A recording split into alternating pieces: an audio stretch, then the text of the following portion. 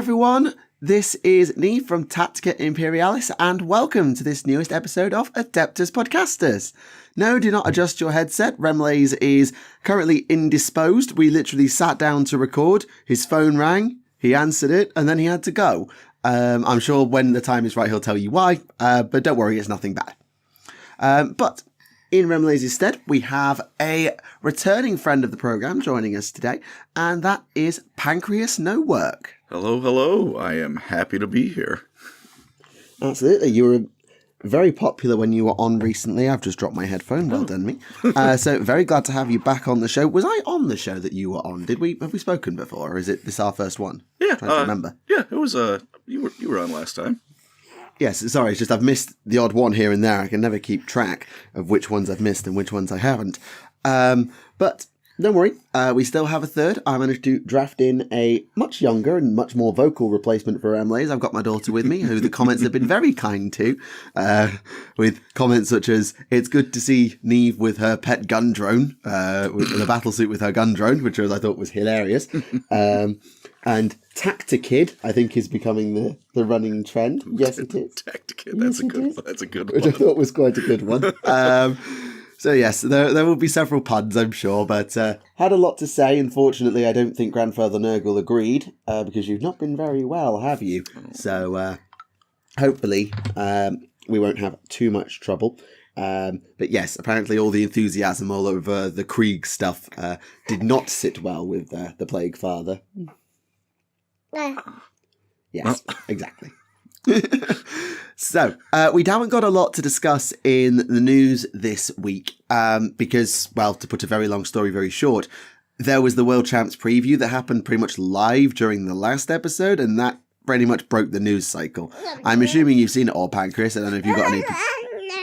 Yes, I know, you remember, don't you? You remember, don't you?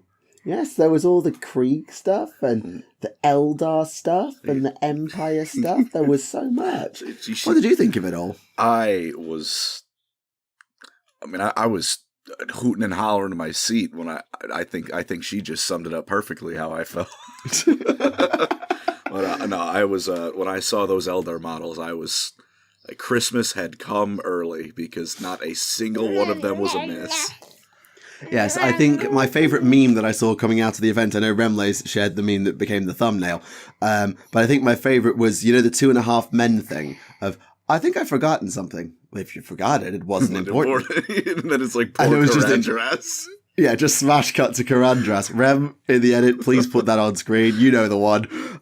So yes, that Karandras meme was like, yeah, why did they just miss out Karandras? Because they did Striking Scorpions, last year. Why did they just miss Karandras out? It's like, why did you miss their Phoenix Lord? What did you forget? You must have. They literally did. The Sermon, Fuegan, Baharoth, made a Warp Spider one. They did James R. Malganra not that long ago, and it's just poor bloody Karandras. They invented a new one before they gave him his update. Absolutely, not very fair. But so what was your mini of the show then? The new Warp Spider Phoenix Lord, I think, was probably stealing the show for me, because, all of them were great. I'm sorry, Blood Angels players, but they thankfully did not sanguinary guard the updated models. No, which was hugely welcome. But we got a new Phoenix Lord, which is hopefully they'll do something with her in the lore, and just a cool model. Absolutely. Yeah, even you're going to the Sanguinary Guard. You don't even know how bad they were. But yeah, I think for me, the mini of the day, it's got to be the...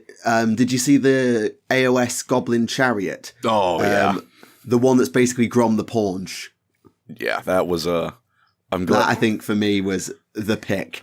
I'm glad his spirit is living on. But there isn't actually a huge amount this week, obviously, because, well, there was all that. But if you like good minis, they have opened the vote for Miniature of the Year about a few hours ago at the time of recording, a few days ago at the time you're watching this. And I have to say, it's going to be a very difficult vote. I have no idea why the Sanguinor is sat there.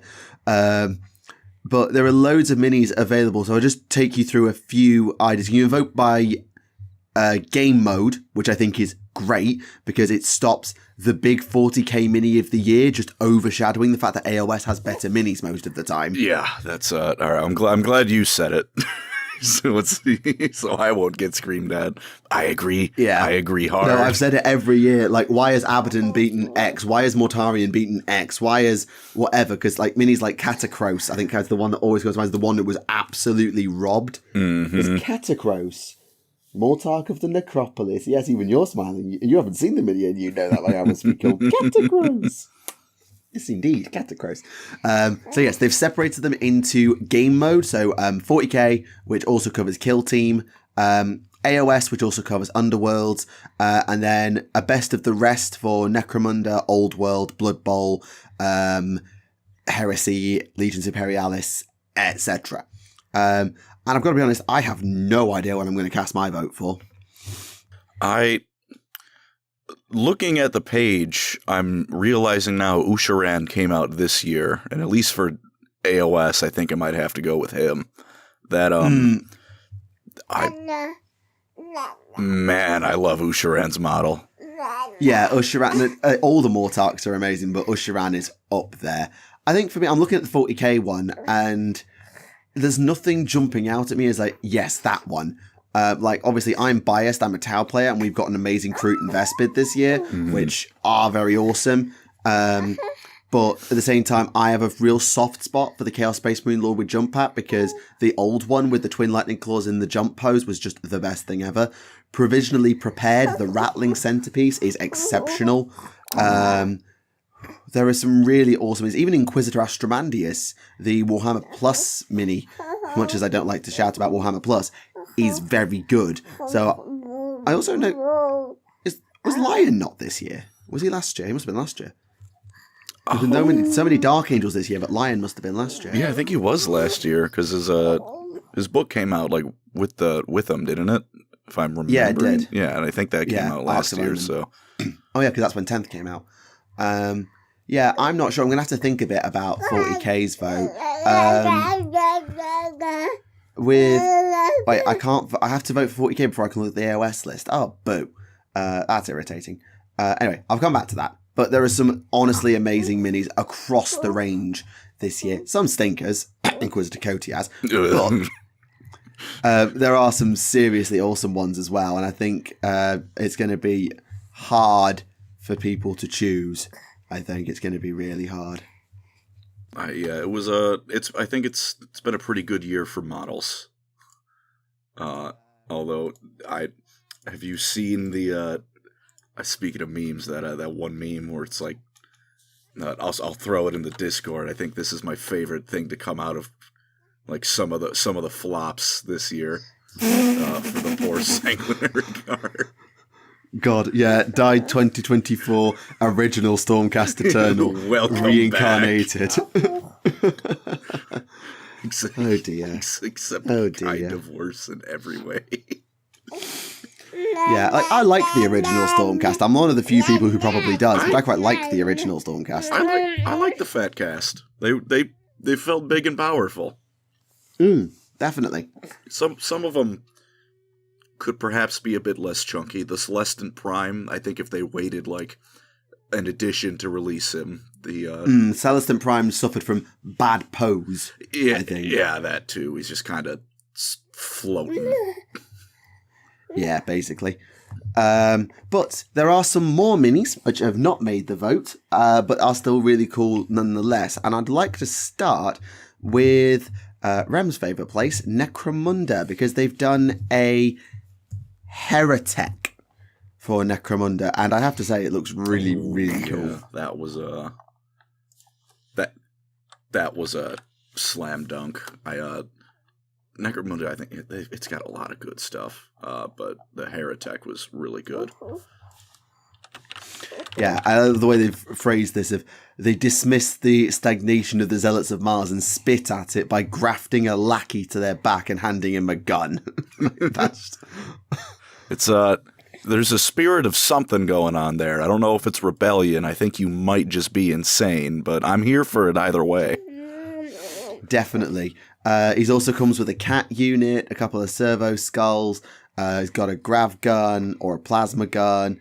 and you can enhance your one of your weapons at quite a low cost, although it does make your weapon unstable or reckless as a result. So it's not a direct win, but still, I think with Dark Mechanicum inevitably getting their full range due after they got put into legions, I think it will be really interesting to see what they actually properly do with Hereteks and other stuff when they hit Dark Mech properly. Yeah, it's going to be cool, isn't it? It's going to be cool. I mean, yeah, if that's it seems like this is a pretty good, like, soft, soft release. I don't know if that's quite the way I want to put it, but like if this is like a sneak peek for an expanded range, I think it's going to be good. We're going to be eating. Yeah, I mean, we generally find that Necromunda does some things very unique to itself, like the Gene Stealer Malstrains, for example. I don't think it's going to be this is what Dark Mech Warpsmiths or whatever or Tech Magi will look like, but yeah, but I think. Excuse me, I didn't realise that you had such a strong opinion on the design of the Dark Mechanicum. Yes, I'm sure. Don't let Nurgle get to you, though, otherwise you'll end up playing them. We don't want that. But either way, cool minis. Oh yeah, it's the little drone thing reminds me of an RCXD from Call of Duty. Yeah, so the cat unit's actually not unique to him.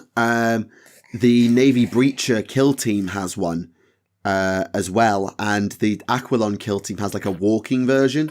There's like a walking servo turret.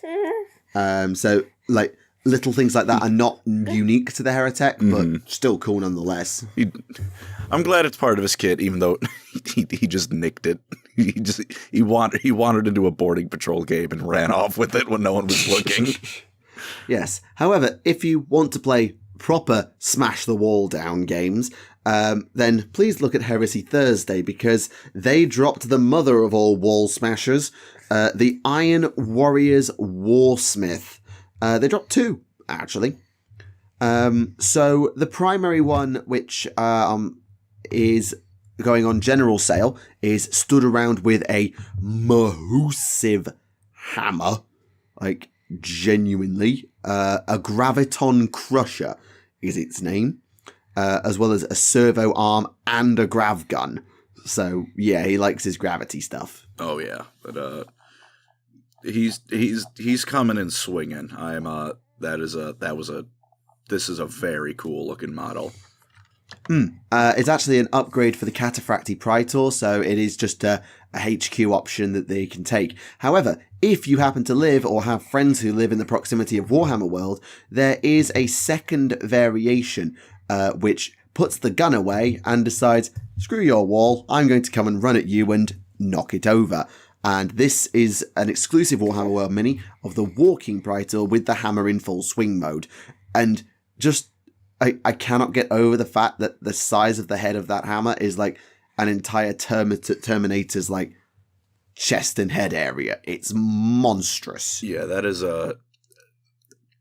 a Terminator sledgehammer. There is no subtlety. There is no grace. He is going to slowly walk up and then beat you to death. Or more accurately, beat the wall you were hiding behind to death, and then you along with it. There is going to be property damage involved. That is not in doubt. Yes, if there is any piece of you left that isn't paste, then I would be impressed after running into a Graviton Crusher. Like, that is a paste maker. I feel the silliest thing to focus in on, but I like his mustache. Oh yeah, the alternate head that comes with the mustache.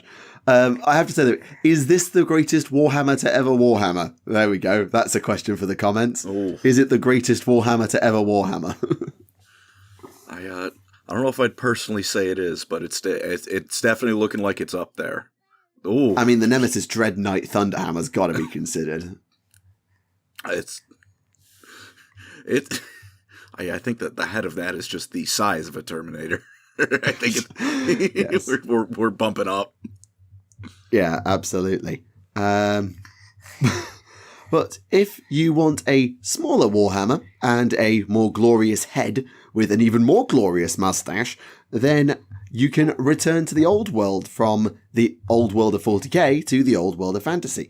Because we saw the Empire reveals at the preview for World Champs, but they've actually released a new character mini here, which is Hans von, I'm sorry to the German viewers in the audience, Hans von Leeuwenhacker. I want to say Lowenhacker, but I know that O is like an sound, so I'm going to say Leeuwenhacker and move on, because I'm not sure. Sorry, I speak French, I do not speak German. I am not good enough at German to even make a better attempt than that. Sorry. We are going to roll with this. We are going to roll with it. This is what we got. Yes. So, Hans and the Stupendous Helmet is a new Empire officer who is basically just the ultimate mercenary.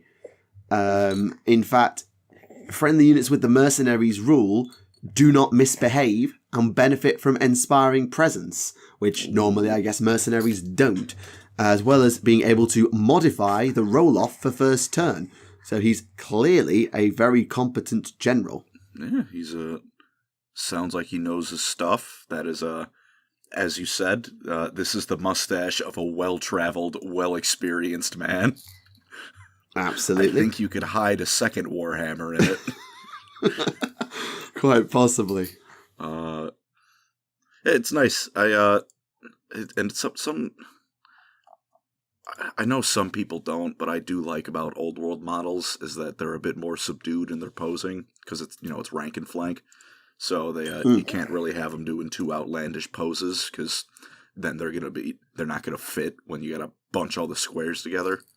I remember. Oh, sorry, go on. Oh no, I was gonna say it's a different kind of cool, which is like a regiment of like 40 skeletons all just marching in one. Yeah, because I used to play High Elves, and I cannot tell you how irritating High Elf archers, in particular, were to rank up. And then you add in some of the cool mages that they made. Some of them were nightmarish for rank and file. Yeah. So these subdued poses without tactical rock. We managed to find a mini that doesn't have tactical rock. So yeah, I think that is definitely a plus in the favour of minis like this. And they still stand out because, hello, that hat.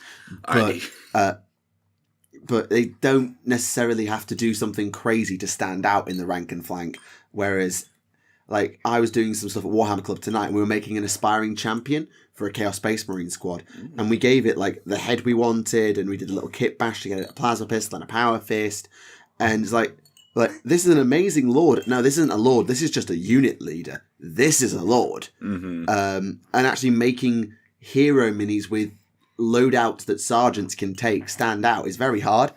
Like, it's one of those things you don't really think about when you're doing cool little kit bashes and conversions. But, how do I make my leaders pop against this if they don't, by design, have super cool poses?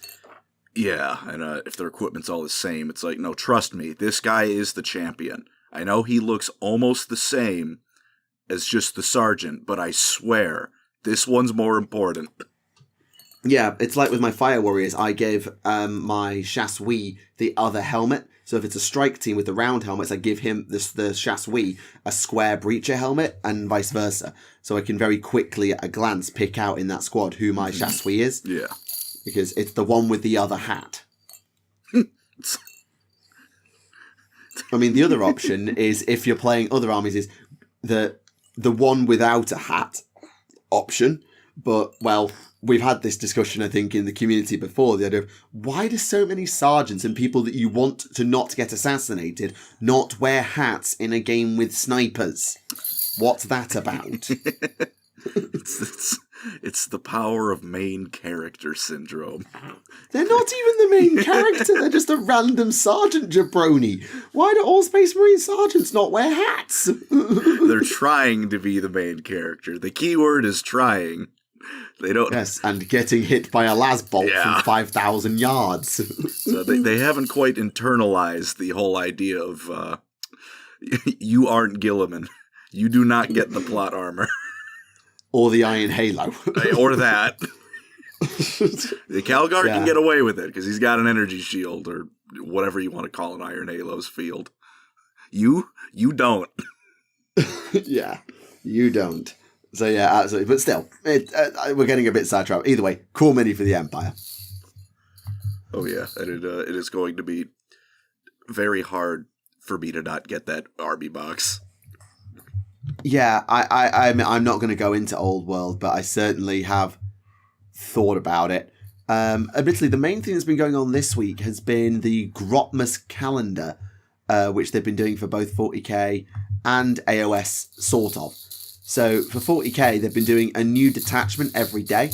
They've done, well, today's the 6th on the day of recording, and they've done 6 up to now, none of which are for armies I play, so I've not read them. But there's Death Guard, Admech, Thousand Suns, Dangles, Necrons, and Tyranids. And the Death Guard player at Warhammer Club is like, this is perfect for me, because it gives all my infantry scout and stealth. This is literally, I couldn't ask for any more. Yeah, he's eating. He's content, I bet. Yes, wait, no, what? I clicked the Admech one. Why have you opened the Necron one, because the entire...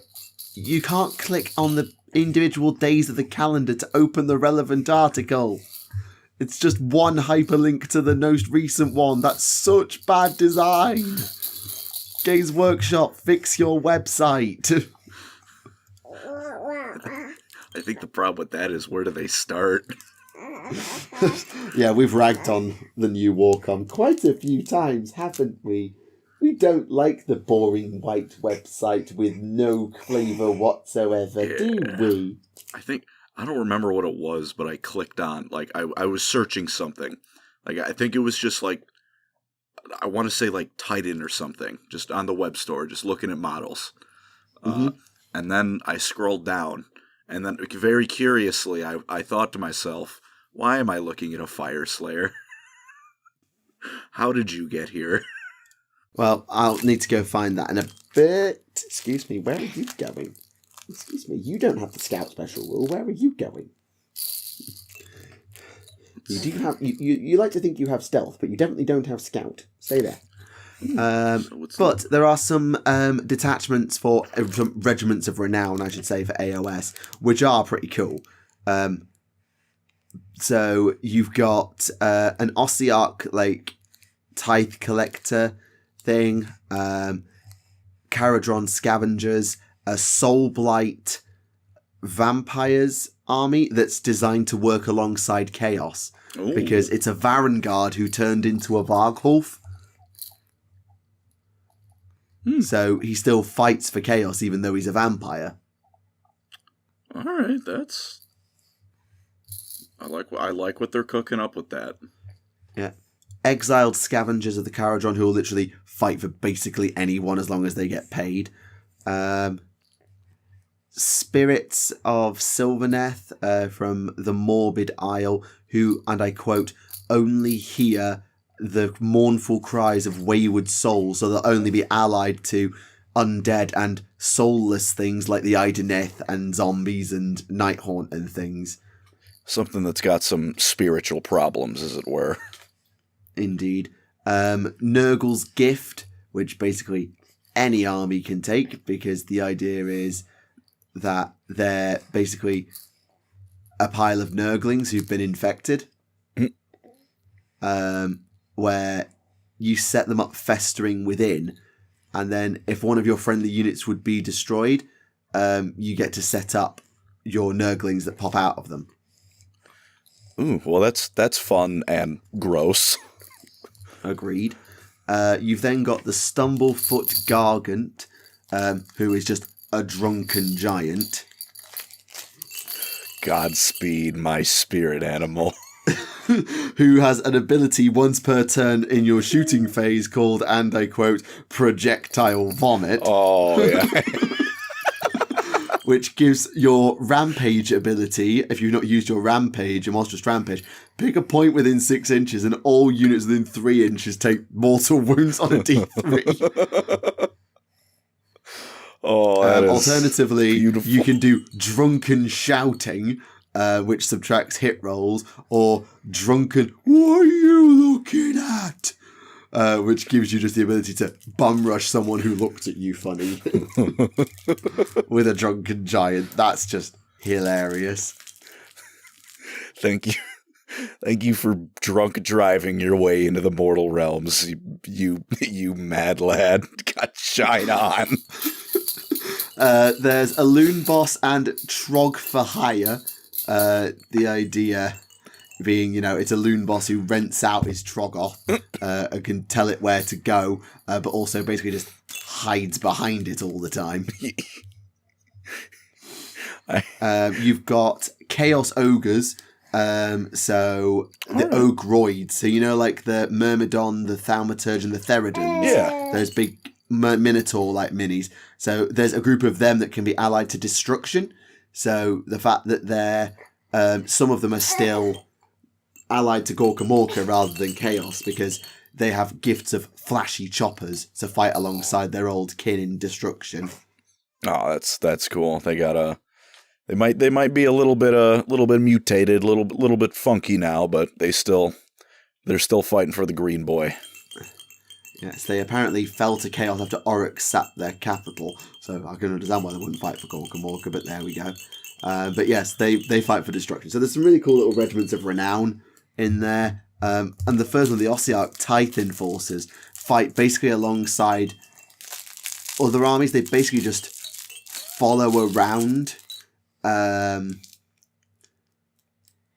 What do you say? Other armies and say, well, we'll fight alongside and make sure that you pay your bone tithe by hoovering up the army that you murder, or you, if you happen to die. So they can give yourself both tithe points pretty much by just killing stuff. Yeah. On either side.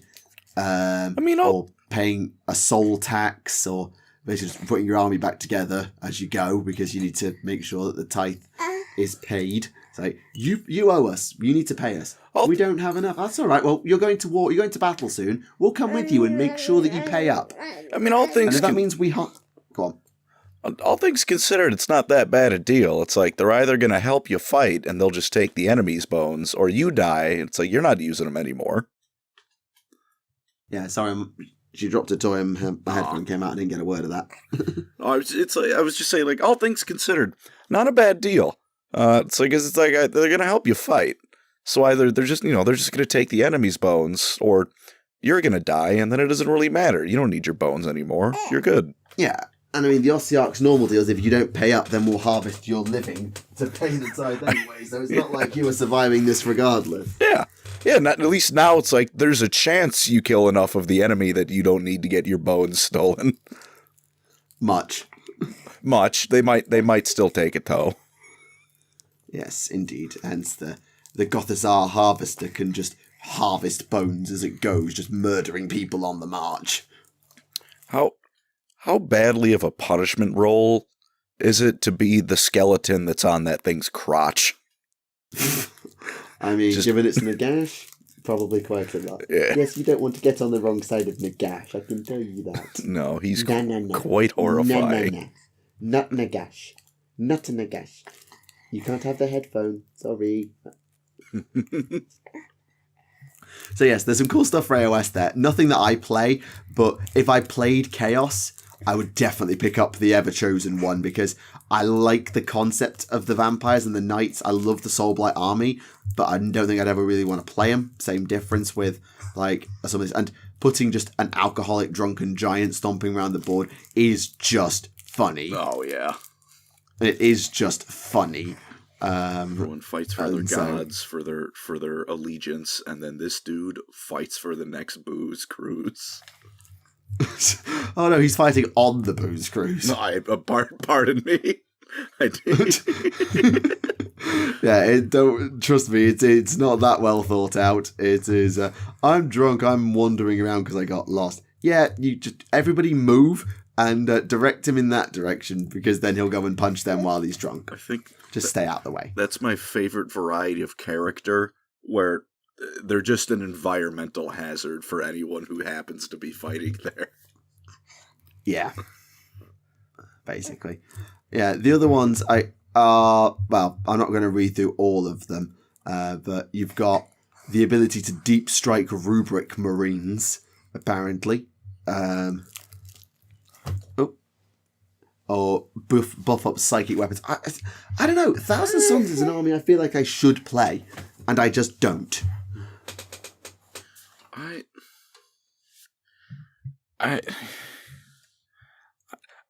don't know. I like wizards. The 1,000 Suns. Yeah, I do. They just, I don't know. I mean, maybe I should lean a bit more towards them now, since the Eldar seem to have forgotten how to be magical. But I don't know. Maybe it's because Magnus is there, and Commander has now given me a newfound hatred for Magnus the Red. Oh, his MTG card is broken, is it? When your opponent puts down a turn 1 Soul Ring, it's plenty broken. Right, now explain...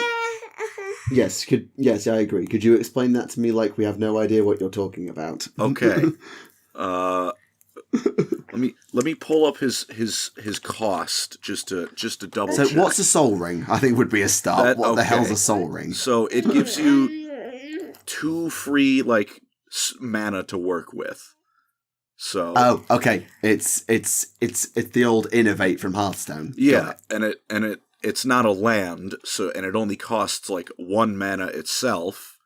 So you put down any land, and then you put down that, and then turn 1 when everyone else is working with 1 mana, you have 3.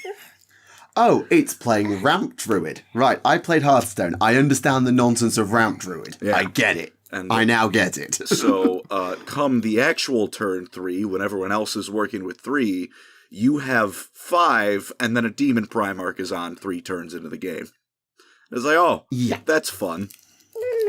Yeah, I understand because I played Hearthstone in the era of Ramp Druid. I understand 100% what you're on about. Yeah, it's God, if Wild Growth was 1 mana. Oh god. If Wild Growth was 1 mana for 2 empty mana crystals, oh my god. Yep, I can see why everybody hates that. Yeah, the funny thing is, I should play 1,000 Suns because I like Magnus. Yes, even you're disagreeing with me. I know. Magnus did nothing wrong. Whoa! Yeah, you're so disappointed you're trying to dive away. Yes, no. Listen, let me tell you why Magnus did nothing wrong and why 1,000 Suns are cool, okay? I'm going to tell you this now. Right, you listening, baby? You listening? It's because Magnus did nothing wrong. On purpose. You are correct. He was told to do nothing, and he did nothing wrong. It's my favorite of that joke. Okay, that's a better variant of that joke. But yes, I like Ahriman. I like Amon. I like Magnus. I actually think the 1,000 Suns aesthetic is really cool. I just don't get why I never picked them up. I think it's because the old Rubik Marines were awful. And now they've got new Rubik Marines and Scarab Occult. I've now got Orcs and Tau and other things that I could play instead, and I don't. Also, I've now got an Inquisition army. I really don't need any more. That's fair. But hang on. Are you telling me that you are not interested in 20 Zangors? No. I actually don't like Zangor. Well, then yeah, I think the 1,000 Suns have shot themselves in the foot with their stunning combat patrol box. Yeah, I like the Rubric and the Scarab Cult, but in Space Marine 2, when the 1,000 Suns showed up, I was just oh, it's 1,000 Sun. Yeah. So hey, you're here now. Yeah. Yeah, you understand. 1,000s are just, yeah, you understand. It's according to the whip, it's just 100 Great British Pounds for 20 Zangors.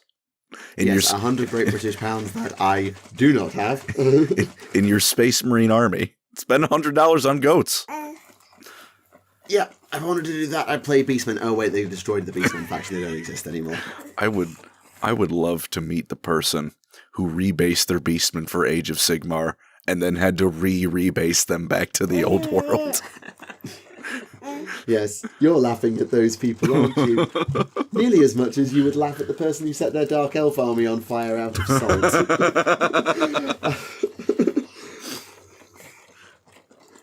Oh, yeah, you want some milk. You really want some milk, don't you? Aww. Yes, you do. Thank you. Woo! Right. This is normally the part where we talk about the rest of the news, but considering there's literally nothing else unless you want to dissect kill team rules that you have no idea how they work, because I don't. I do not think I would be much assistance there. No. Admittedly, they did say with the Grotmas calendar, speaking of that, they're doing Index Deathwatch tomorrow. Ooh. I could use some love. Yes, considering that the Inquisition Codex has 3 Deathwatch units, the Watch Captain, the team, and the Corvus Blackstar. Yeah. They just got rid of everything else. So I think that's good to see Deathwatch getting a little bit of love with a full index for Grotmas. That'll be nice. I'm very curious what the other detachments will be, particularly for me as an Orcs and a Tau player, because the factions I actually play I quite like. Because Orcs, I play Cult of Speed. Speed War has been my thing ever since I read the stories of Wazdaka Gutsmech. And Tau, I play Farsight Bomb Retaliation Cadre, which I'm realising is now not cool because everybody does it. And it's like, why? Like, it used to be when Tau was like Fish of Fury and Triptide and camping in a corner and all this. It's like, playing Farsight Bomb was cool. But now, if you look at people's lists, say, oh, here's my list. It's Farsight, a bunch of Crisis Suits, a Riptide, a Broadside. Is that my list? Can I go now? And it's like, ugh, that's what I wanted to play. And now it's not unique and therefore it's not cool. Now everyone has a Gundam and I don't feel as special. Yeah, absolutely. So I'm thinking they might do a stealth cadre, like centered around Stealth Suit, Shadow Sun, things like that, because there isn't really a detachment for her. Cao Yon exists, but the Cao Yon detachment is more just about playing slow and setting things up. A stealth cadre could be really cool as a thing. So I'm hoping they do that for Tau. That'd be fun. As for Orcs, like, all the clans kind of have one that suits them. I think there's a Freebooters detachment. There's a Speed War, there's the Dread Mob, there's the Hordes and all that. I genuinely don't know what they're going to do with them. So I'm curious to find out. It'll be cool to see, but the Orc Codex was solid. So there's only so much like they need, right? Like they from playing against Orcs a few times, they seem to be doing pretty good. So yeah, I do like they're hardly get. Yeah, they're hardly S tier. But to be honest, I'm not fussed about whether these detachments are good. I'm just interested in the flavour. Yeah, I will take fun over competitive every day of the week. Yeah, absolutely. It's one of the things I love about 40k is that you can literally have all the fun and all the flavour and not have to worry about being good unless you're in a try-hard, sweaty community, which, if those people are there, then that's fine. All power to them. Be a sweat, be a try-hard. If that's what you're there for, then go nuts. But I'm here to try and make Wraithguard work. Yes, we'll see. I somehow think it will be more about the aspects. And maybe they'll make Inari good. Please, we can only hope. Well, there is an Inari detachment. I know that was one of the things announced, but I kind of like I said, I saw they were making a Wraith detachment, and it was like, and we have solved what I'm going to be running. We are done here. Everything else, don't need it. Good. Since we've got very little news, I'm going to do something I never like to do, and that's talk about Warhammer Plus. Because there is a new season of stuff coming to Warhammer Plus, because there's now 100 episodes of like Lore Masters and Battle Report and things like that. So there's going to be a bunch of new formats and things going on Warhammer Plus. So there's 4 seasons of 13 weeks each. So apparently December is going to have things like still Battle Report and Lore Masters, but there's one called Painting Desk where you get to, interviews with painters. How We Roll, which is a rules designs thing. Deep Strike is about the animations. There's Arena of Death, so the big who would win in a fight between X and Y. Questing Nights for cooperative games, basically ripping off D&D sessions. There's Scribes and Scriveners, a Black Library authors for...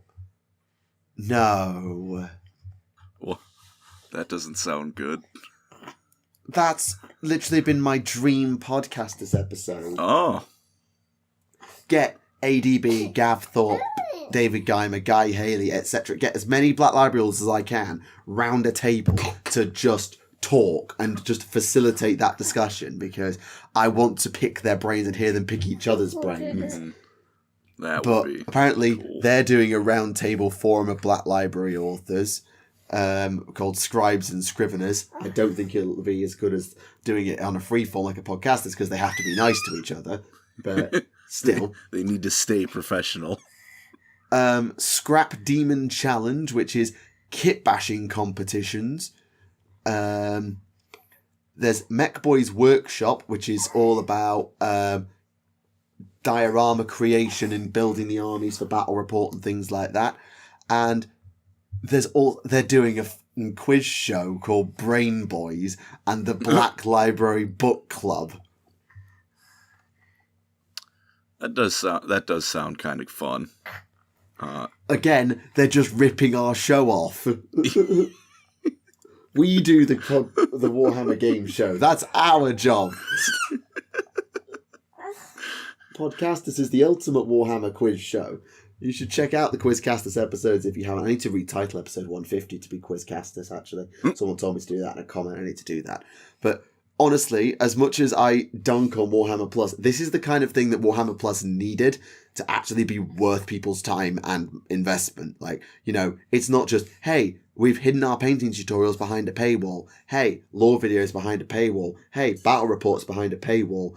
Now there's actually unique things in there, like kit bashing competitions, Black Library discussions, game shows, conversion contests, painting and battle reports and lore still there. Like, there's actually plenty of stuff there to do, and it will just come down to how well they format the thing. Mm-hmm. So, genuinely, like, this sounds like it actually is tempting to start looking at Warhammer Plus, because the minis for Warhammer Plus are always amazing. So it's an interesting thing to consider. And if the content is as good as it could be, like it's not too corporate sanitized, I think they could really do something special there. That'll probably be the big question, though. How much are they gonna corporate sanitize it, right? Yeah, like the game show, it will be cheesy, but most game shows are cheesy, and I'm saying that as someone who is part of, like, as the sort of interim champion of a 40k game show. I know they're cheesy. The cheese is what we're here for.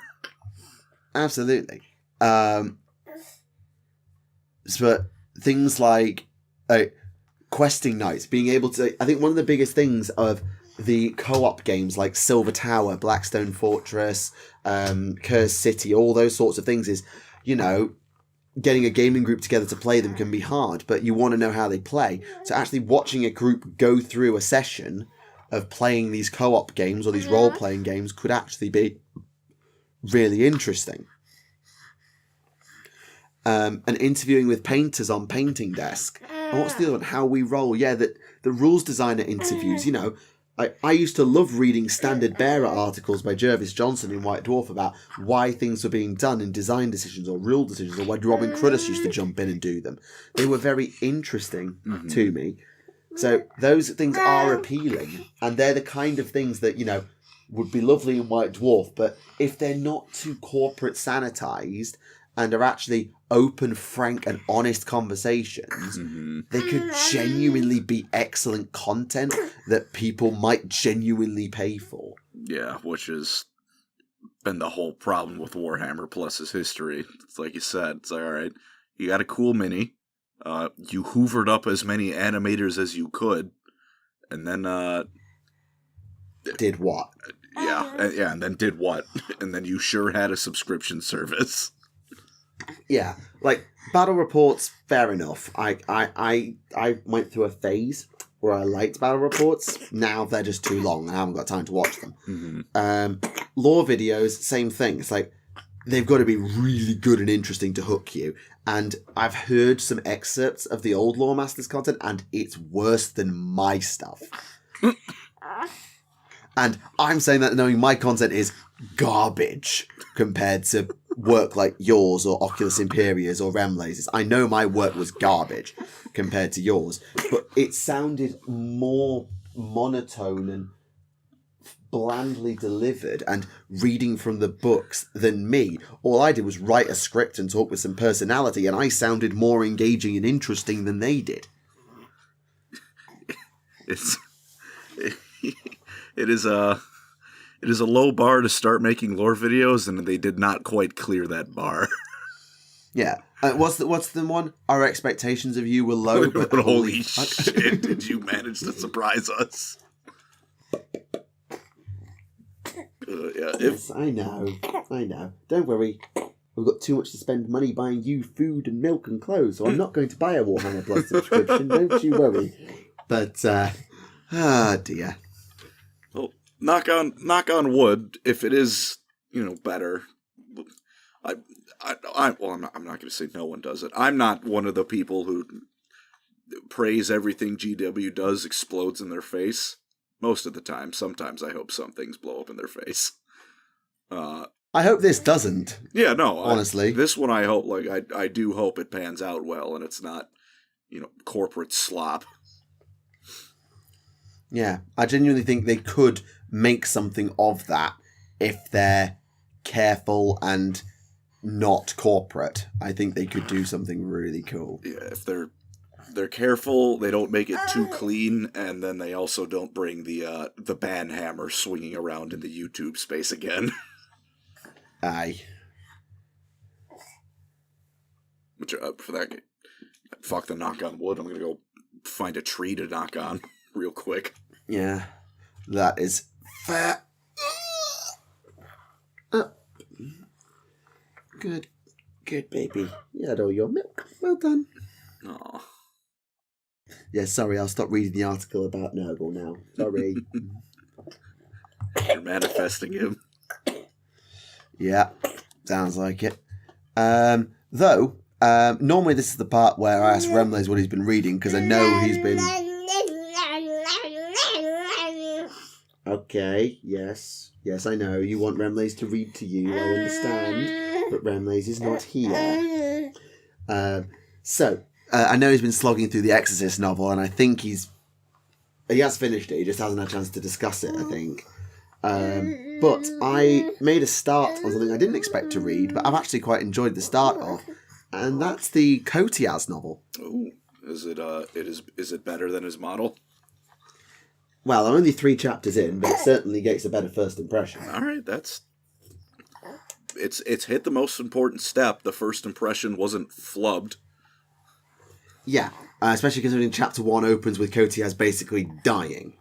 Oh, that's quite the first chapter. So it goes through his initiation of how he came to be met by the Inquisition, including by his original mentor, who he went to sell out as a heretic eventually, because that's just who Kotiaz is. Mm-hmm.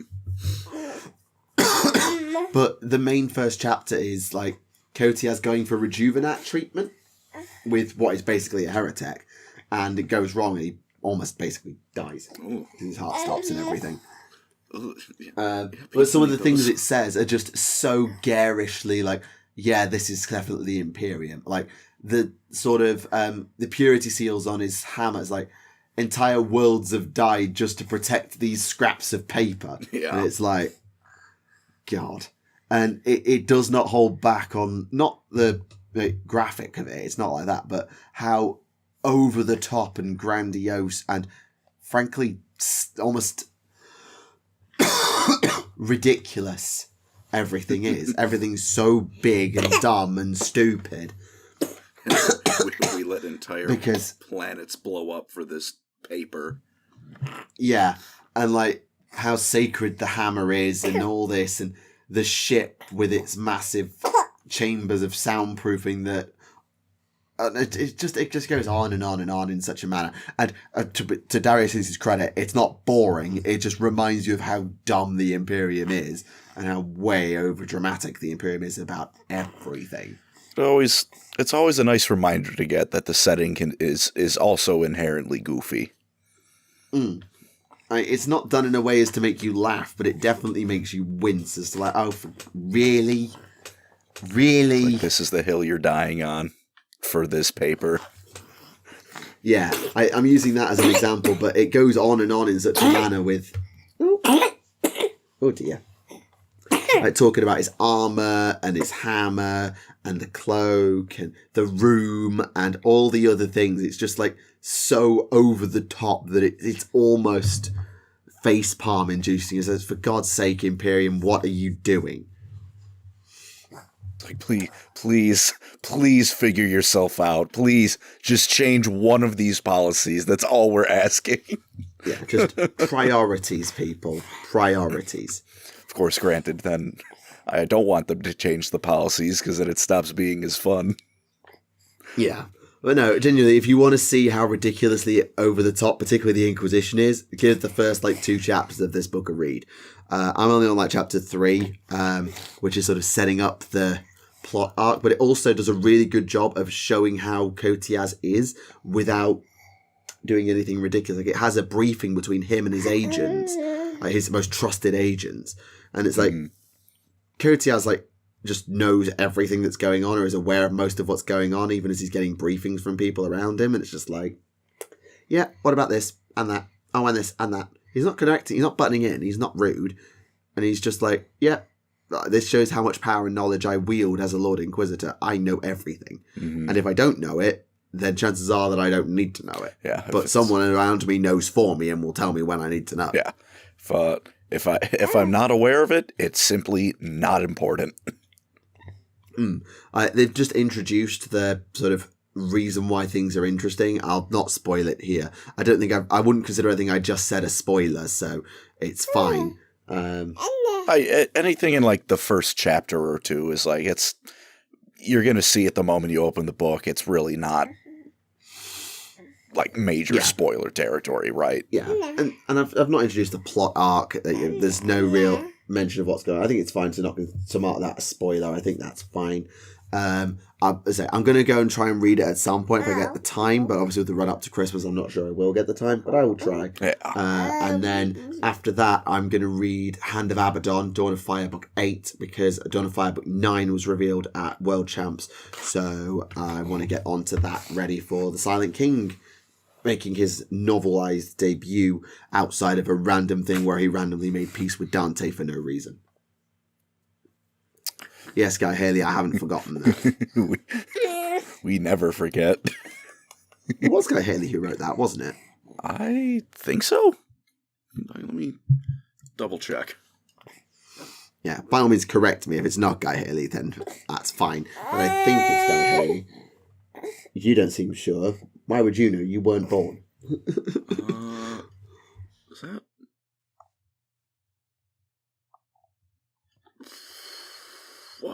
What series was that in? Was that part of the Dawn of Fire? No. It was years and years ago. Oh, man. Oh, I'm blanking. I'm forgetting the name of the book. Well... Dante meets the Silent King. Here we go. The Word of the... Oh, yep. It was... L.J. Golding? Oh, it was Laurie Golding, was it?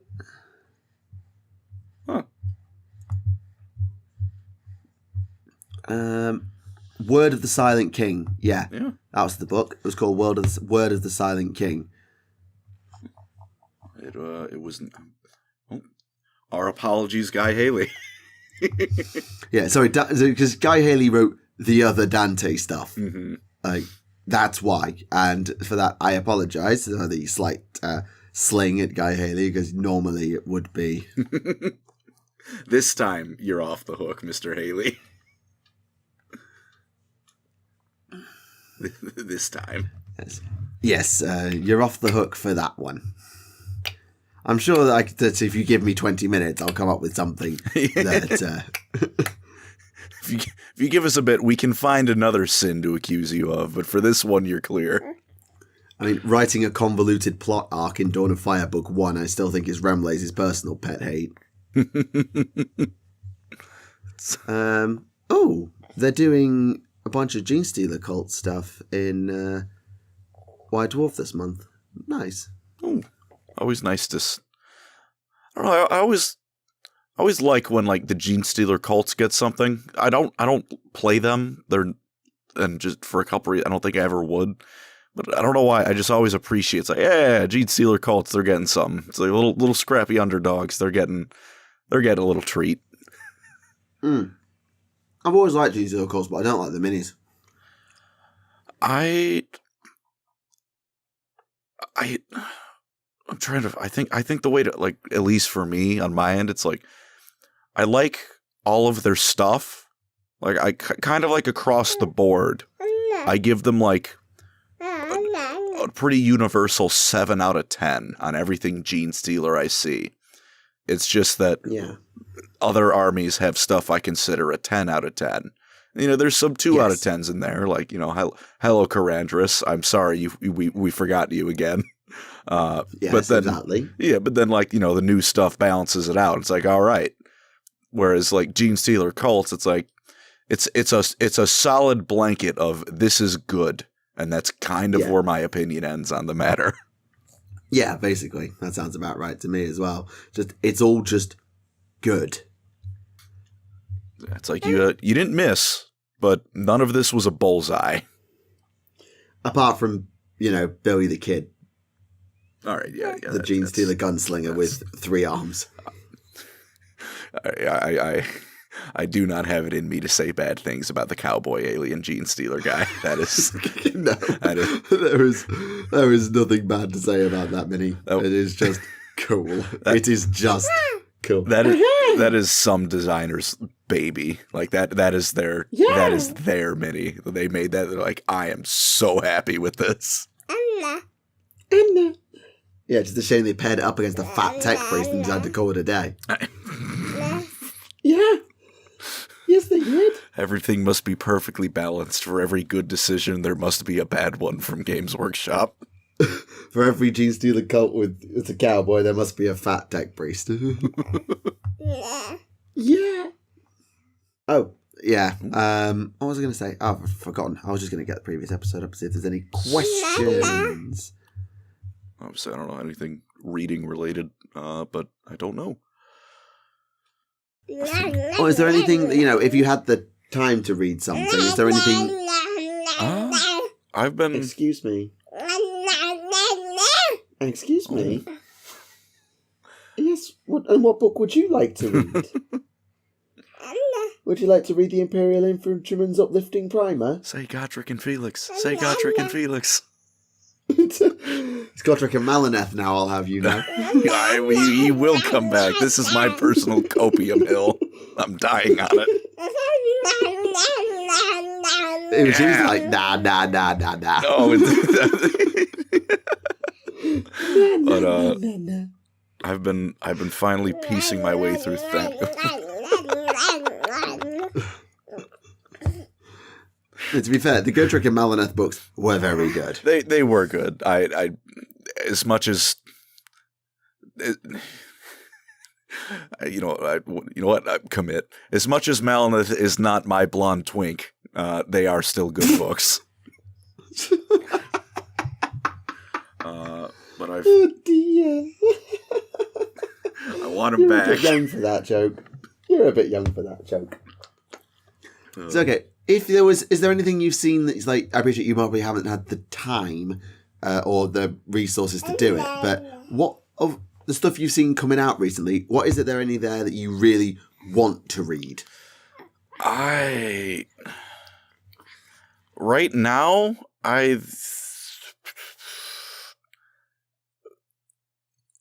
not The Shade of Cain. I know that's a little bit older. Well, I mean, it was not like announced like 22nd of November, so I'm not old. Which one was that one? It is just a Malineth Witchblade novel to herself. The one that got announced at World Champs. Yeah. Sorry. I'd probably like to. Sorry, I got myself mixed up with the Lilith Hesperax novel because we reviewed that on the podcast a couple of episodes ago. Oh yeah. I'd probably like to read that, but as of now, I'm my current reading project is making my way through Thanquol's Omnibus, and I am sorry. Well, you can't go wrong with Thanquol. I'm sorry, Malineth. You are not the funny rat. It is very hard to compete with the funny rat. Yeah, I can't really argue. Because, the crazy funny rat is definitely funny and crazy, isn't he? Yes, yes. The crazy rat thing is mad crazy. Yes, yes. Yes, yes. I know what I'm getting into, and it is a series of books that opens with him having a flashback dream about Gotrek and Felix killing him, and then blaming everyone else for the predicament he starts the book in. And you know what? That's what I want. I want the funny rat. I can't wait for Gotrek and Thanquol to just run across each other again in AOS. And, Thanquol's going to look and just go, you? And Gotrek's going to go, you. Brian Blessed is going to yell, you. Thanquol's alive. sorry. Had to sneak the reference in. Oh, of course. Had to be done. It had to be done. I want him to meet Teclis again, now that he's God Teclis. so they can still recreate the elf having to tiptoe around the crazy maniac dwarf. So I think that was my favorite part of the first Gotrek, the first one in AOS, where he sees a temple of Teclis, and the Duarden he's with is just like, what? It's just a temple of Teclis. Like, I don't know what your issue is. And he just goes, I know what's wrong with the world. I know what's wrong with this universe. They're praying to Teclis. I knew him when he couldn't walk unassisted. What do you mean they're praying to this guy? Yes, I know. Elves, eh? Aren't elves ridiculous? Yes. Elves are ridiculous. Oh dear.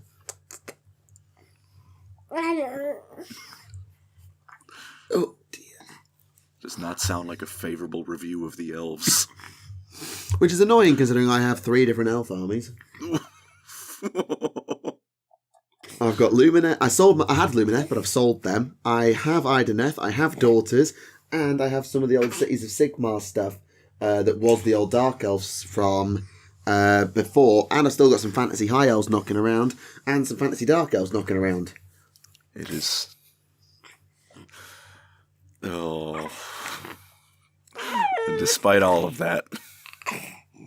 Why don't you like the elves? Why don't you like the elves? We swear they're cool, please. Elves. You see, you're smiling. You are smiling. I need to decide the first mini you're going to work on with me. That's going to be... Right, comments. I appreciate you're not going to know what minis are coming out in 3 to 6 years' time, but make a suggestion. What should be the first mini that we work on together? Don't worry, it won't ever make it. Oh dear, you don't like that idea. You don't like the comments having a say. All right, comments don't say anything. Baby says be quiet. She hath spoken. Oh dear.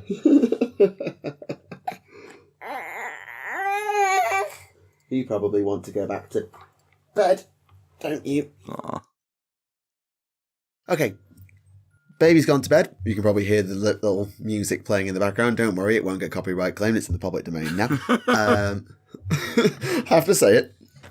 So, yeah, I'm going to be honest, I've completely forgotten half the train of conversation. I think we were just waffling with the baby, which is probably not the best thing to do, but there we go.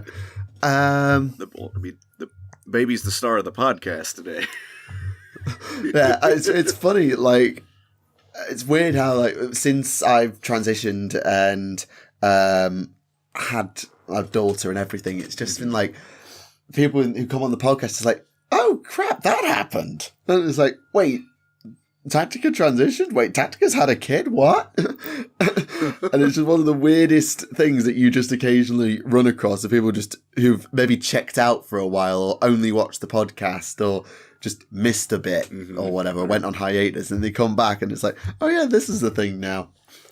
It always makes me laugh. It's the power of when you throw it on in the background and then suddenly like you hear something, you're like, wait a minute, what happened?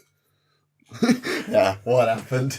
But yeah, it is always good fun, and it'll be. I was one comment that did make me laugh. Was like, oh, I wonder if they'll look back on this and remember it with a smile. I was like, no, they won't. They won't remember anything until they're like 3. But it's fine. But to those who are saying about updating the artwork, it is something that Rem and I have talked about. I won't go into any more details, but I think it's just a matter of getting time coordinated and everything, because we know everybody's really busy, like Sleepy's busy, and well, all of us are busy.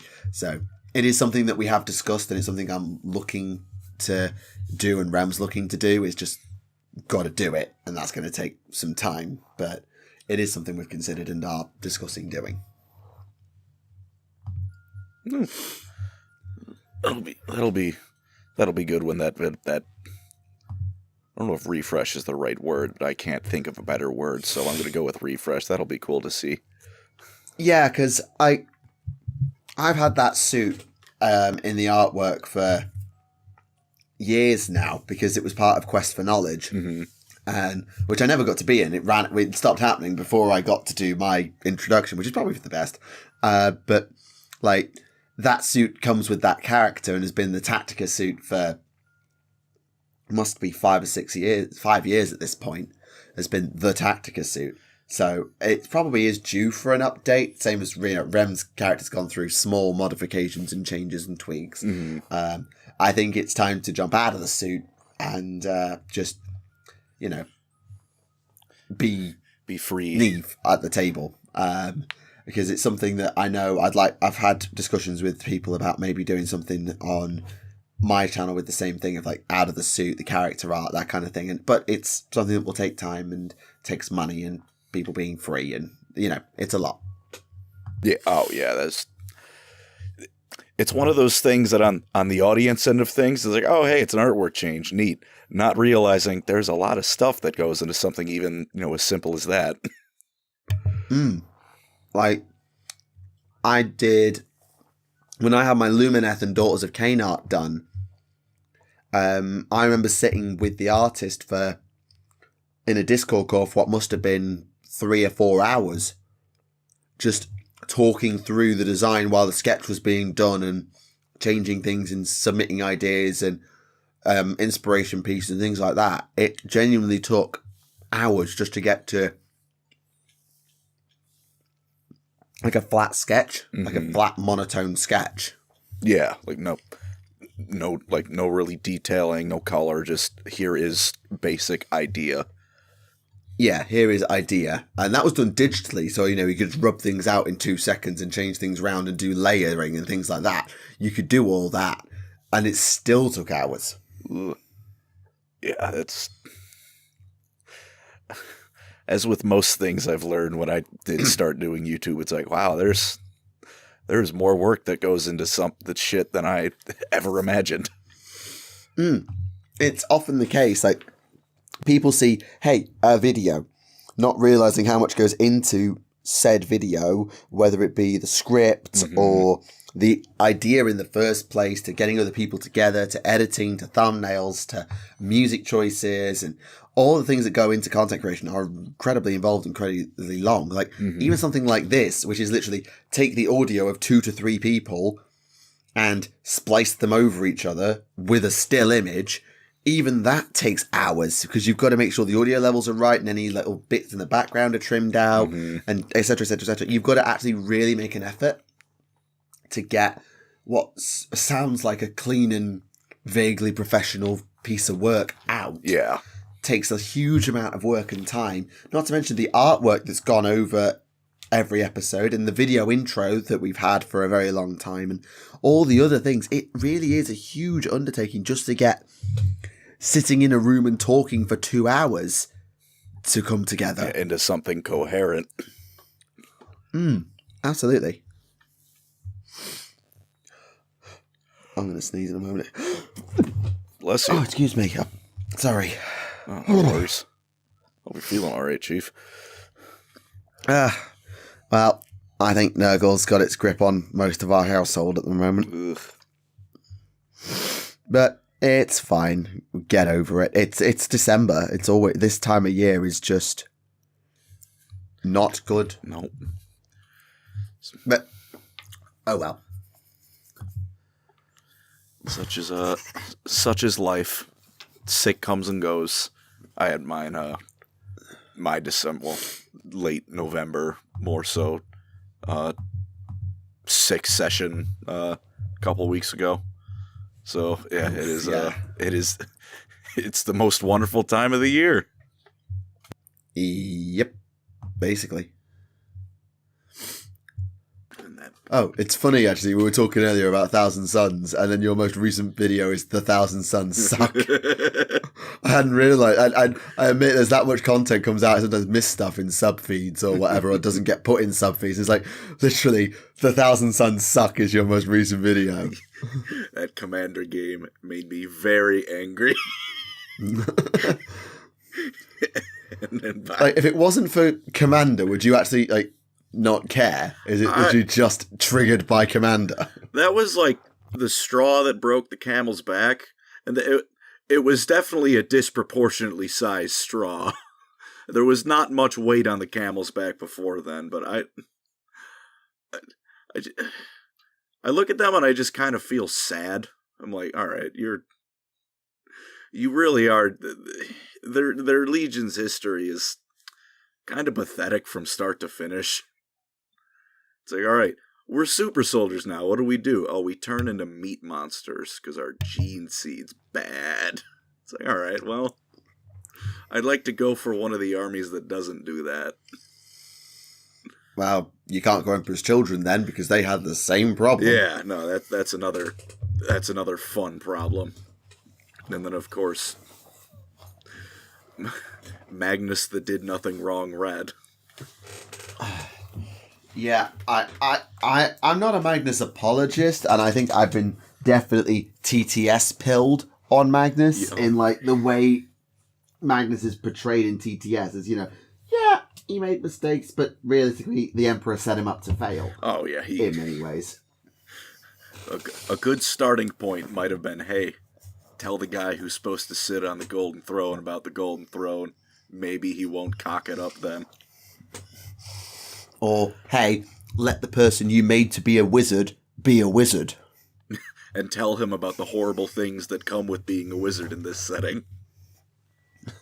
Yeah, it just, like, as much as, you can rag on Perturabo being a whiny little bitch, and Fulgrim being a narcissist, and Angron just being a mess, like, the Emperor will always go down. And I know this is not exactly a hot take anymore, no, but the Emperor will just go down as the worst character possibly in the entire setting for just how incompetent of a leader he actually was.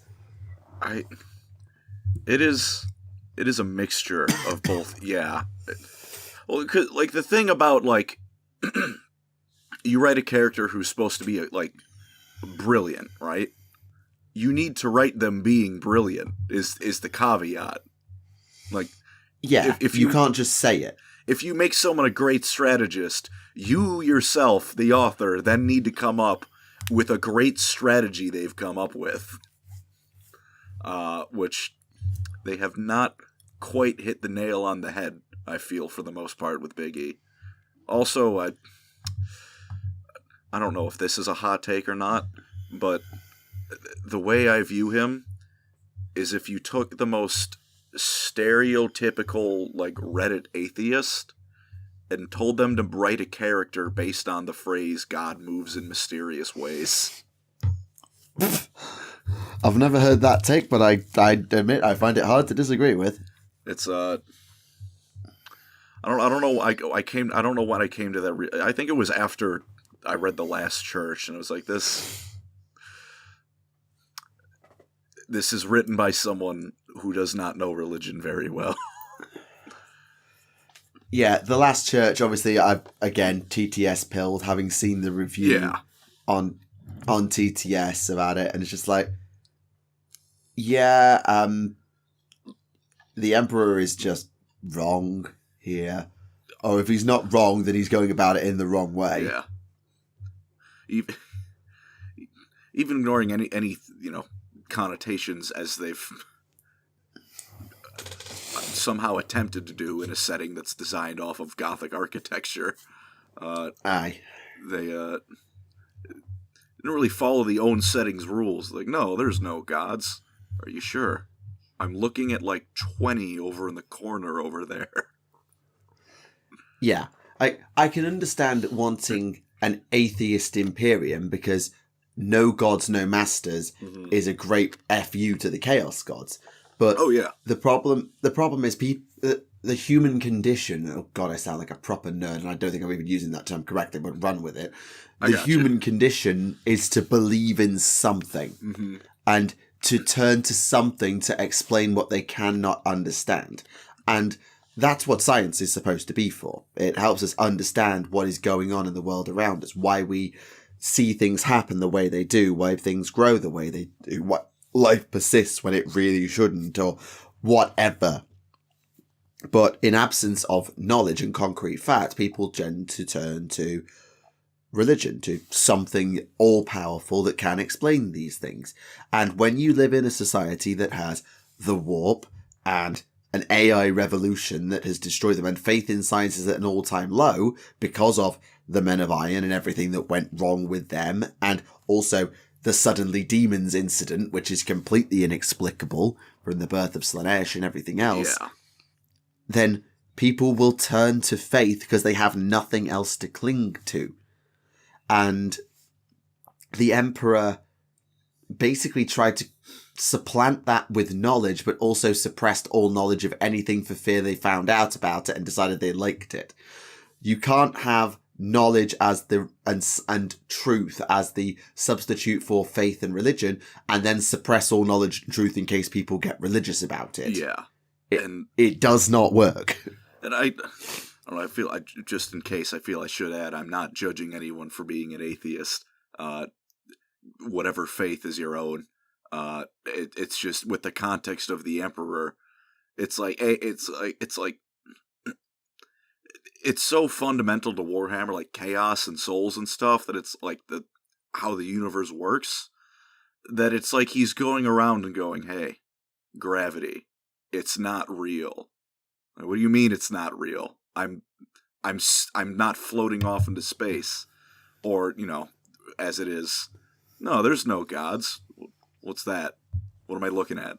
I'm looking at you right now. You're a golden halo, man. Aye, he didn't exactly help. Yeah, and of course his argument for religion was it's bad. Yeah, and I speak as someone who probably, I don't know if I am atheist or just agnostic, but I'm not a person who believes in there being a divine being controlling the universe. Mm-hmm. I'm a physicist. But by the same token, I know there are things I will never be able to see, never be able to understand. And I can understand why, given we cannot see the Big Bang because of the recombination problem, why people would think, hey, the Big Bang had to happen some way, somehow. What if it was God? Or insert deity or creature here. Yeah. So I get it. And I cannot go around and say, I cannot sit here and say, there is no God. There are no gods. Granted, we don't have psychers. We don't have dead obvious things of, there is a parallel dimension powered by emotion. Yeah. I mean, there is. It's called Twitter. But that's its own cesspool. Unfortunately, that one is purely man-made suffering. That's a purely scientific hellscape. Yes, but this is souls. There are souls. It's evident there is magic in the 40k universe. Even at the time of the Unification Wars, there were psychers. There is magic. There has to be some reason for that other than physics.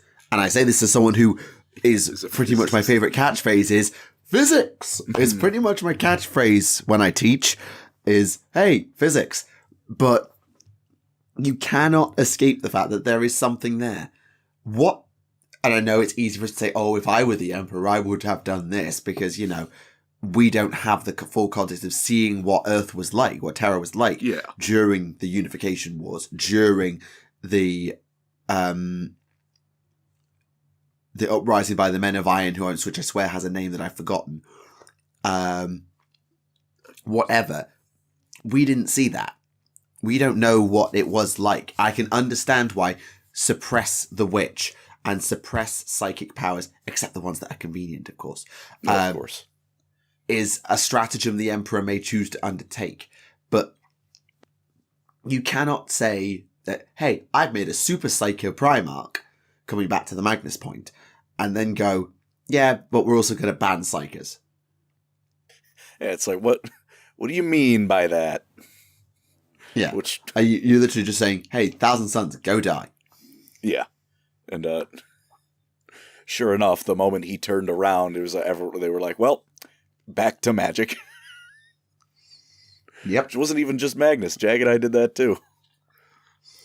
Yeah. Even the Space Wolves did it, and they were supposed to be anti-psycho. And don't tell me the bullshit was about spirits. No, it's not magic. It's the wolf spirit, wolf Fenris. Hypocrisy, no, never. Yeah, and it's just the whole, like, I understand why we had to get to where we got to. I know the heresy was written to satisfy one paragraph of text about why Chaos Space Marines exist. Yeah, they had to justify only selling one army, basically, in the box. But, God, the way that Magnus' story has been handled makes the Emperor look like a moron. It makes Magnus look like an idiot.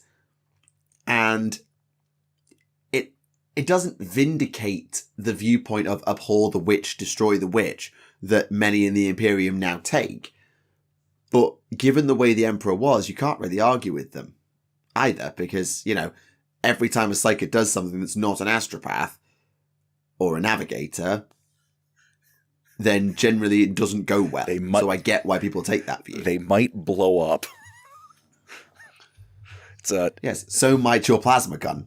But, oh well. Well, the plasma gun blows up, and, you know, that sucks for the guy holding it. The Psyker blows up into demons. Then it's a problem for everyone on the battlefield. That's true. But yeah, no, it's... The problem with filling out a backstory is that you really got to make sure you don't bungle it. Because then it can retroactively make the future already written stuff kind of crap. Yeah, I know what you mean. And I think... Attack of the Clones. I think one of the good examples of that almost is... like, badly written in the past and that redefined the future. I think of the prequels. I'm sorry, but... Well, yeah, Star Wars is probably a very good example. Revenge of the Sith is an okay movie. The Phantom Menace and Attack of the Clones are garbage movies. And they retroactively make episodes 4 through 6 worse. Yeah. The other stuff does pick up the slack, you know, Clone Wars, but before we got that... I've remembered the 40k analog, the Beast Arises series.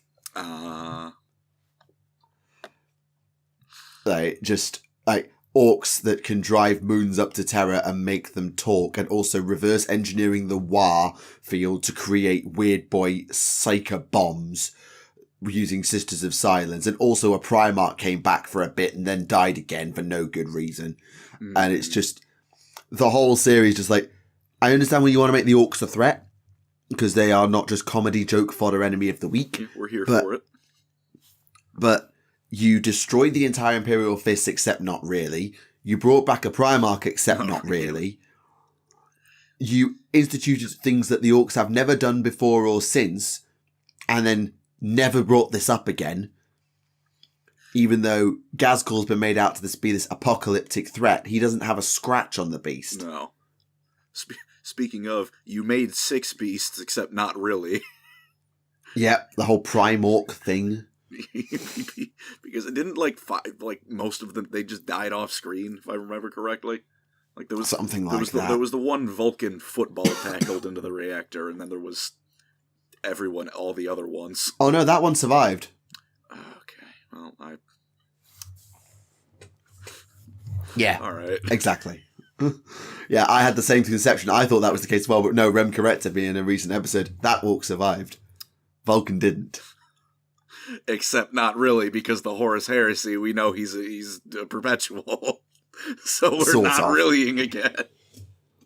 Yeah. Actually, I think the ones who've also been done really dirty by this is how the Siege of Terror has to go. Like, I love the Siege of Terror series. Do not get me wrong. It's a brilliant series. Mm-hmm. But the fact they had to deal with getting certain factions on and off world. Like, I'm thinking the Iron Warriors just going home like a sweaty little bitch. He took his ball and went home. Yeah, like that is perfectly in character for Perturabo, but also makes him look like a dick. And all the other Traitor Primarchs getting punked out. Like, Khan pretty much kills Mortarion. Dawn punks out Fulgrim. Sanguinius punks out Angron. And then goes toe-to-toe with Horus. Yeah. It's like all the Traitor Primarchs not named Horus get absolutely bitch-slapped because they're allowed to die. They'll just demon out and come back later. And Wrath of Magnus, the fucking novella Wrath of Magnus, which may or may not have all been in Magnus's head, where he's literally offered the chance to fix it and go back and undo what he's done. And he goes, nah. Because that's not what Magnus would fucking do. But he has to because the rest of the plot demands it. By canon, he needs to be Demon Primarch Magnus the Red. So exactly, he could be offered what almost was basically the chance to like revert time for the whole universe and be like, no, I'm gonna go kill Erebus. He could be offered the chance to just unheresy everything, but he can't because the plot demands it. Yeah, that's the tricky bit of a prequel. It needs to hold together more than like the main story does. Because the main, you can write as you go, but the prequel needs to line up in a way that ideally doesn't suck. And tarnish what came before / after. Yeah. Yeah, it's hard. And like, I'm saying all this and we are kind of slagging off Black Library a bit here, but we say this in knowing that this is hard. Like, we're not great writers. No, it is easier to be a critic in every way than it is to write. Absolutely. And that's not just for writing. That's true of cooking. It's true of teaching. God, the amount of people think they could teach a class of kids and they fucking can't. Yeah, I got a fun fact. You can't, motherfucker. You can't. So, yeah, whatever the profession is, if you've got a specialism in something, no matter how much anyone criticizes you, they cannot do your job most of the time. So take it as just, one person's opinion. You don't have to agree with it. But certainly the way the Emperor and Magnus were handled in the Heresy was not great. No. In terms of not making them look like idiots and or dickheads. Yeah. I think I also kind of want to add, like you did say, we are kind of ripping on the Black Library a bit. But at least for me, it's like I wouldn't be criticizing it so much if I didn't love Warhammer and want it to be the ideal version of it, right? Absolutely. Like you don't like criticize something for like scrutinize it this much if you don't have passion for it, right? Yeah, absolutely. And we are just two nerds on the internet who have opinions. Yeah, but. I was doing some gluing today on this kid who's only like 11, 12 years old asked me, how are you so good at this? Like, I've been doing it since before you were born. That's why. And they're like, oh. This is an old hobby. Snapper. And I'm not even 30 yet. So that tells you a lot. But it's that whole thing of like, we are invested and we are passionate about it and we want it to succeed, especially as it's now trying to become mass market. Mm-hmm.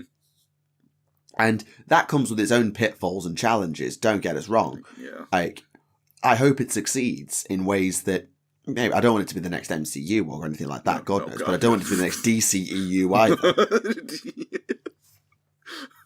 Choose your poison, Warhammer fan. Slop or garbage. Aye. So, yeah, we want the best for it. We always do. And that's why we care. Because we, even if we hate a particular story or we don't like a particular character, half the time the reason you hate the characters because they're bloody well written to be hateable. Yeah. Like, Erebus is a phenomenally well-written character. I would like... And everybody hates him. He sucks, but, like, good suck. Same with Fulgrim. Yeah. You hate him because you saw him when he was good, noble, good boy, and now he's the worst. Yep, absolutely. And there's loads more examples we could go on and on and on, but that's good writing. Mm-hmm. And we can dislike a particular story. Like, I don't like how Ahriman ended because they basically just retconned the whole back end of the series to make it fit the wider narrative. Mm-hmm. But whatever. It just... We can just give our thoughts and hope that people will just think, okay, that doesn't work for everybody. That didn't necessarily do right. So if I'm writing a similar story again, or if someone else is writing my character again, what could they do to make it better? Yeah. It's meant to be constructive. I'm not saying, oh no, don't ever write Magnus again. Don't ever touch my big red boy, because I'm just saying, just consider the way he's been portrayed makes him look like an idiot. So think carefully about, how can you make him look like not an idiot? Because in every book he's in, he's been punked. Whether it's been by the Emperor, or by Russ, or by Bjorn, or by Guilliman, or whoever. Ragnar, another one, yeah. Magnus has never actually had a good day. It's been Magnus the Red and the no good, horrible, terribly bad day, or whatever that whatever that kid's book is. I know the one, but yeah, there's been like that for 12,000 years. And it sucks to be Magnus. Yep. I still don't feel bad about that video. I still think he sucks. I hate Commander. I hate Red Blue. I mean, fair enough. You're absolutely entitled. It's the same as, like, I think there are things I just don't like. I'm trying to think, like, Space Wolves. I think it's because I like Thousand Suns. I just hate Space Wolves. If you like one, you're almost contractually obligated to hate the other. But, like, I don't like the way that they're written. Like, Russ is a dick. Yeah, as much as, you can complain about your role as an executioner all day long, right? That doesn't unexecute the people you just stabbed. Yeah. And he's such a hypocrite with the way he's treated Magnus and everybody else. And the Space Wolf whole aesthetic, and again, I'd probably just been TTS pilled by all I got from that conversation was wolf, wolf, wolf, wolf, wolf, wolf, wolf, wolf, wolf, wolf, wolf, wolf, wolf, and wolf. But, like, granted, again, TTS pilled. But just, even when I read good Space Wolf literature, like The Wolf Time by Gav Thorpe from Dawn of Fire, great novel, read it. But even then, I'm just like, oh, fuck me, it's the Space Wolves. Yeah, it was I was playing Rogue Trader, and when I discovered that your Space Marine companion, obligatory one, is a Space Wolf, so I'm like, man, can I get a reroll? Can we get another chapter, please? Yeah, I'm glad it's not just me. And the other one is, ironically enough, considering that how much of a thing they are for you, is Eldar, for the exact reason you like them. Wraiths. I love ghost robots so much. Conceptually, I do too. But I grew up in the era of Wraithguard with D-Flamers. Oh yeah, the D weapons were, what's the strength of the weapon? You die. Yeah. You explode. And they auto-hit, auto-wound flamethrowers. Like, and that was when I started playing against Eldar.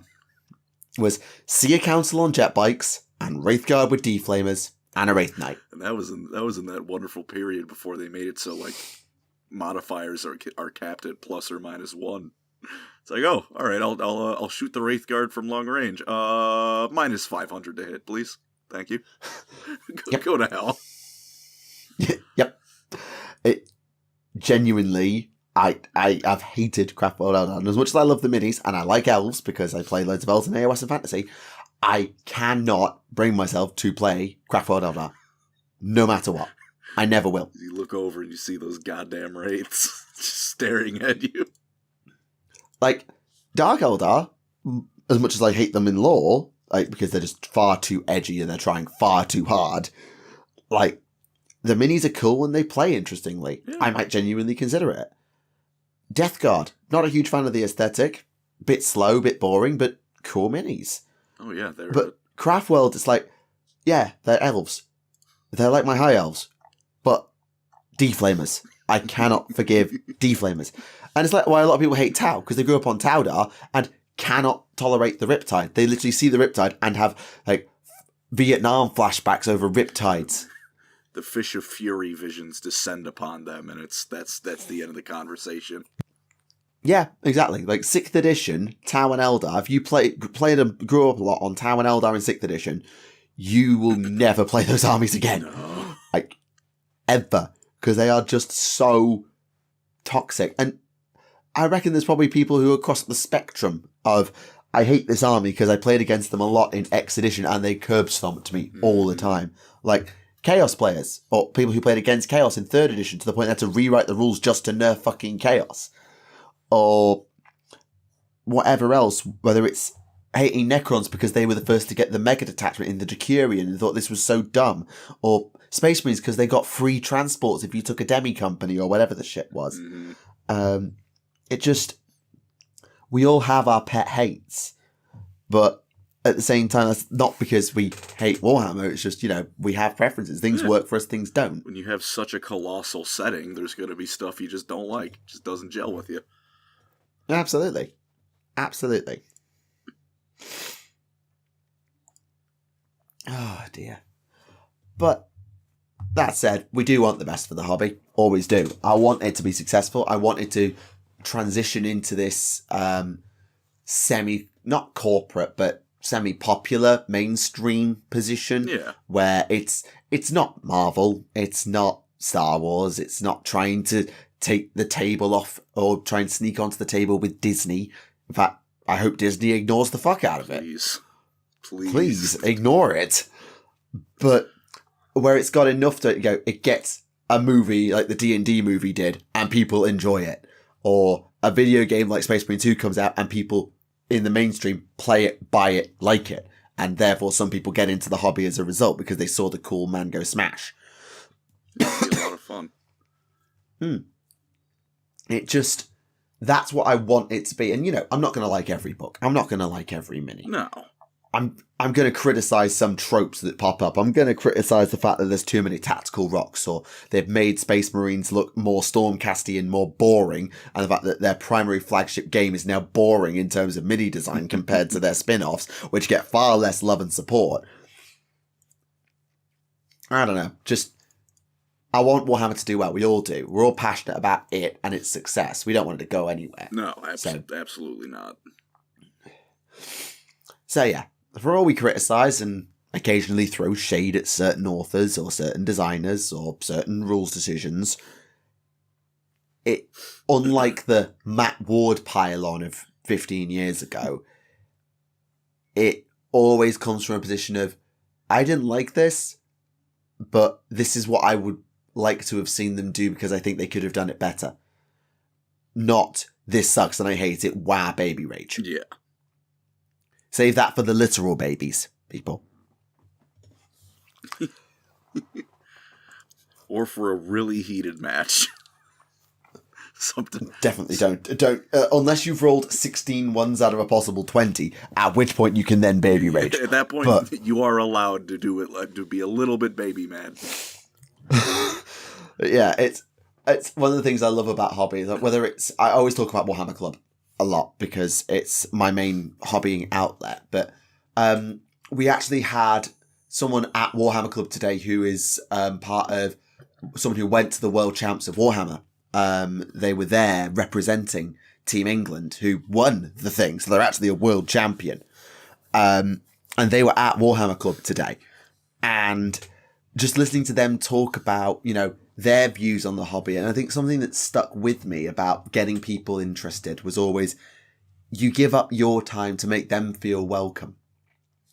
And I reflected because I'd just given up painting my Inquisition stuff for the entire night to help one person super glue some Noise Marines together and build 2 Chaos Marines. That was all I accomplished in one evening, but I felt like I'd really enjoyed club because I'd made a difference and I'd helped someone. Yeah, you helped someone on their hobby journey. Absolutely.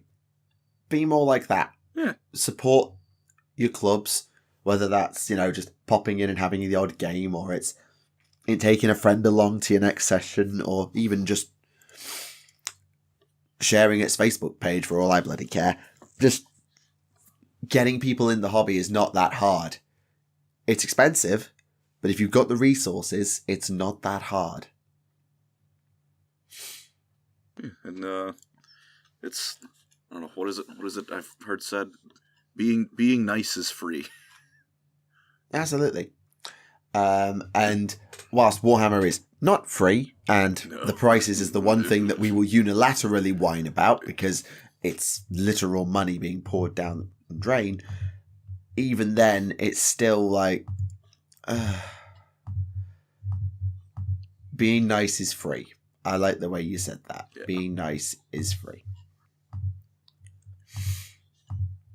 Yeah, right. I think as we didn't have any questions on the previous episode because everyone was too busy fawning over the baby, we will probably leave it there. I'm just going to flick back through and check again that I haven't missed a question. Oh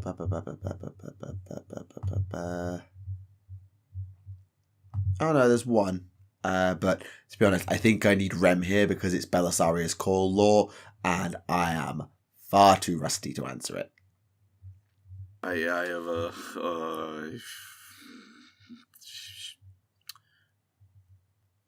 Call sure is a tech priest. It has been some time since I've looked into him. Yeah. Oh, there's one. I'll throw this one out. Are perpetuals psychers because their ability to come back from the dead and regenerate seems too powerful to explain without supernatural explanation?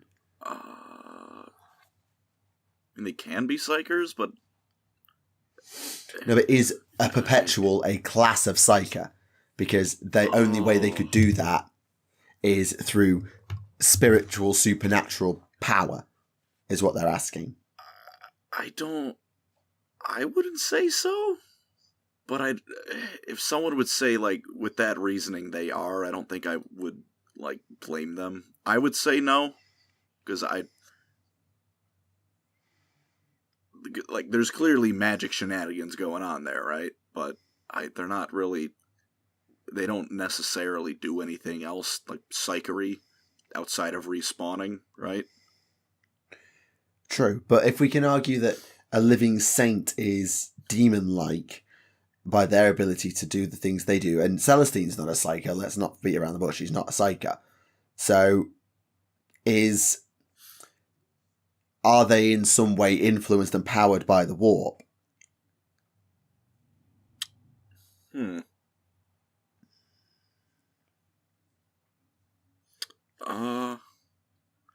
That's a good question. I don't know, I would say yeah, but I don't think I would call him a psyker, because like everyone, like ignoring obviously the Necrons, like everyone has a soul and is connected to the warp, but that doesn't make them a psyker. So like I think there's definitely some kind of shenanigans going on there, but I still wouldn't like classify them as a psyker unless they like are doing things that like is like just outright psyker stuff anyways, because I don't know.